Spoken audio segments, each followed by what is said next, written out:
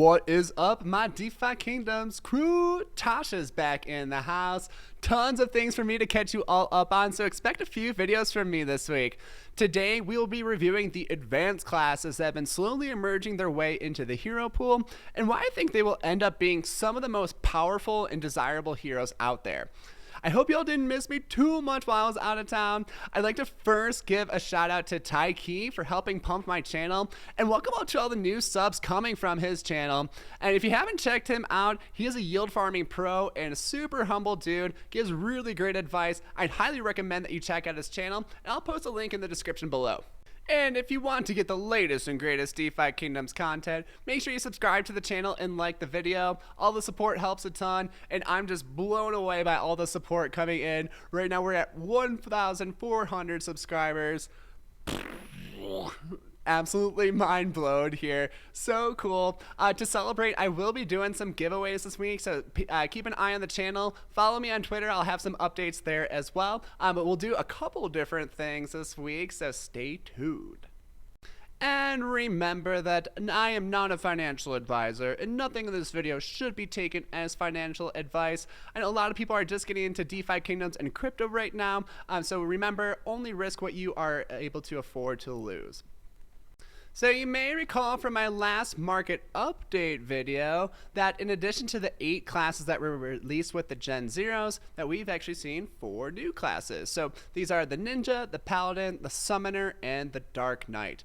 We're going to refer to these classes as advanced classes, and it seems to be the go-to name for them around the community as well. So let's talk about how these are even made and what do we need to do. So we're on DFK Wiki right now, and this has some really great resources. Sarah's actually investigated some of the blockchain data to actually find this stuff out. So let's take a look. Again, we've had 4 advanced classes.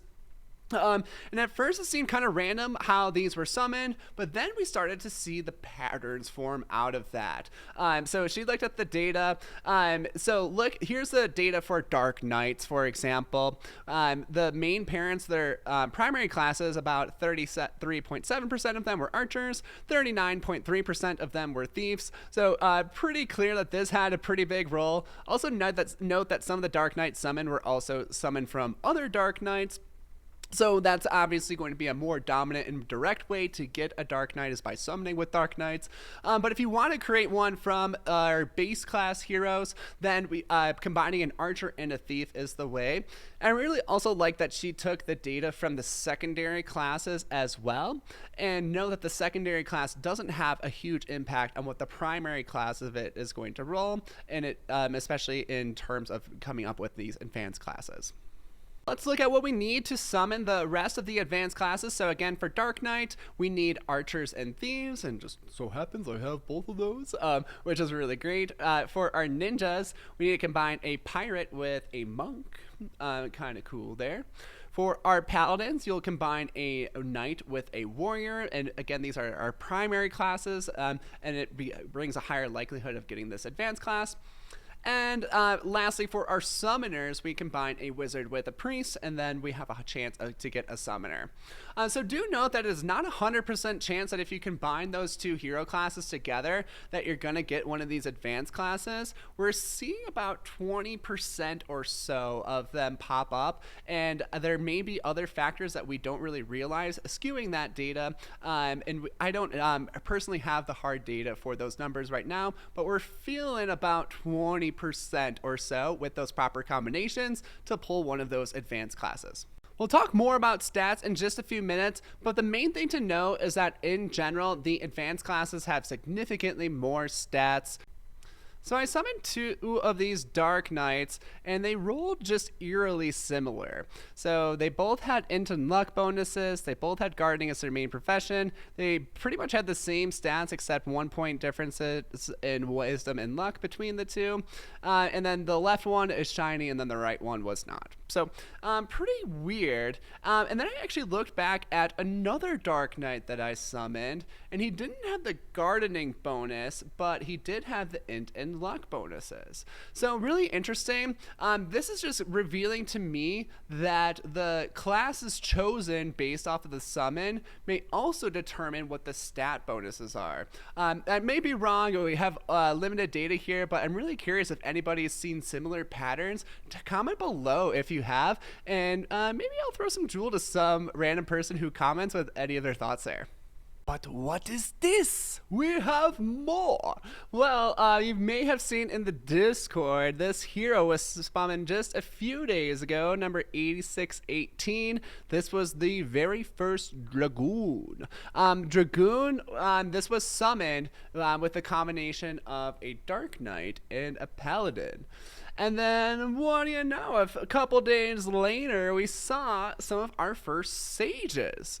And this sage was actually summoned with the parents being a ninja and a summoner. So those combinations will give you an even more advanced class, and these are being labeled as elite classes, the sages and the dragoons. So let's just go ahead and look at this. So this one is a rare, so not even crazy rarity, but wow, 17 wisdom, 16 intelligence. The stats are pretty out of this world, even just for being a rare. You don't really see those numbers on base classes or even our advanced classes at this phase. So pretty impressive stats. Let's go ahead and look at this Dragoon. This one is actually more well balanced, so kind of interesting to see there. May have just been the rolls, but if we see some more Dragoons, that would be cool to kind of see like where their stats are going to lie.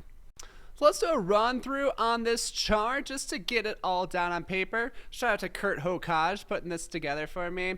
So for our basic classes, we have the Warrior and Knights. Warrior and Knights together can create the Paladins. Archers and Thieves together will create the Dark Knights. And then if we combine the Paladin and the Dark Knight, then we get a Dragoon.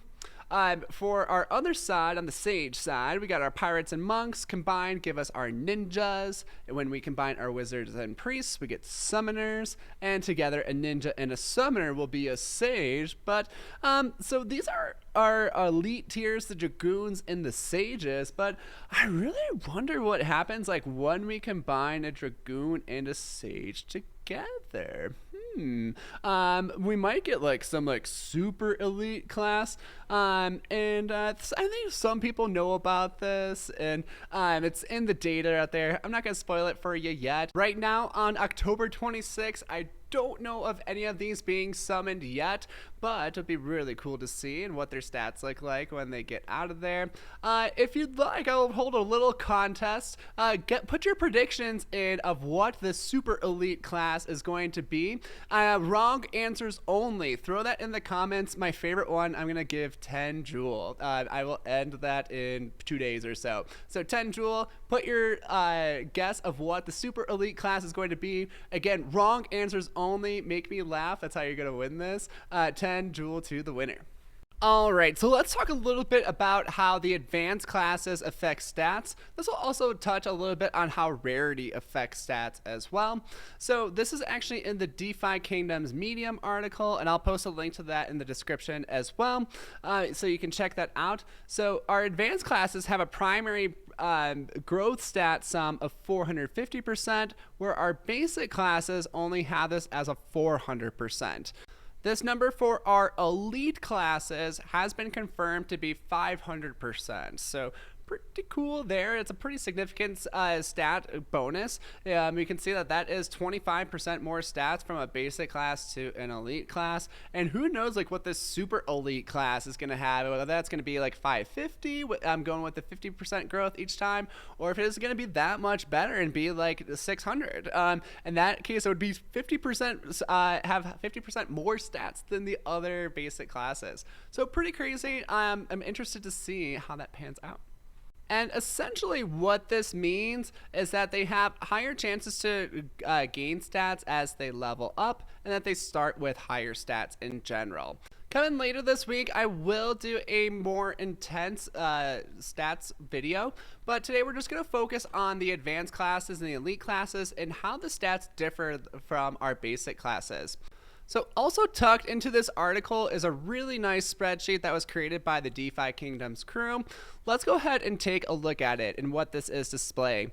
So if you recall, our stats actually level up based on the primary class and the subclass of the hero, and it's based on a roll. So it's not 100% guaranteed for a stat to level up at any point. Let's go ahead and take a look at this chart and some of the differences there. So right now we're looking at warriors, and warriors have a 75% chance if they are a primary class to level up their strength. In addition, if it's a double warrior, it's going to add 18.75% chance to that. So a very strong chance of leveling up your strength when you level up your hero. That's over 90% there with a double warrior. Note that if we had like a warrior primary class and then a priest secondary class, that percentage would go down to 82.5%. So fairly significant over time, especially if you level up your heroes to 100. So that's for strength, but I also want to point us to intelligence and wisdom. So with intelligence and wisdom, our priests and wizards obviously have very high chances of getting some gains on that. But for the rest of our classes, it goes really, really low. So down to about 20-25% chance for all of our other classes to actually level up your intelligence or wisdom when you level up your hero. And again, that is modified by the secondary class of the hero again. And I'm not going to go through all of these, but if we scroll through, we see that our lows are on the 20 end, and then our highs are on the 80 end for our different heroes.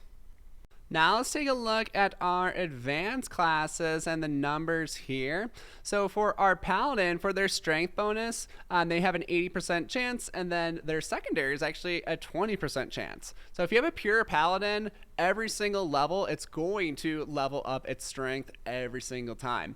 What's interesting here is that for the Dark Knight, we have 85% chance and then 21.25% chance. So I'm really curious if this goes over 100%. Like, is there a possibility to level up the stat twice with one level of the hero? That would be really, really cool and could provide a lot of variability to the heroes as they level up as well.